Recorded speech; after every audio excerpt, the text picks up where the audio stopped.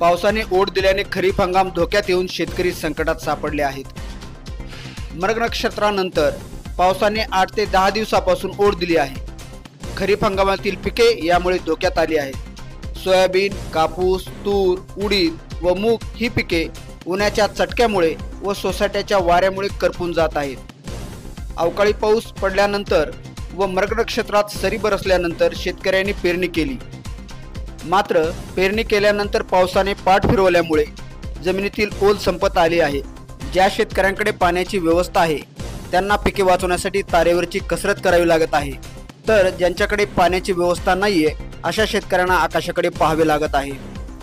यामुळे आगामी काळात जर पाऊस पडला नाही तर शेतकऱ्यासमोर दुबार पेरणीचे संकट उभे ठाकणार आहे। माझं नाव सुभाष देवदास बीट गंगापूर शिवारात जमीन आहे। 2 एकर जमीन आहे।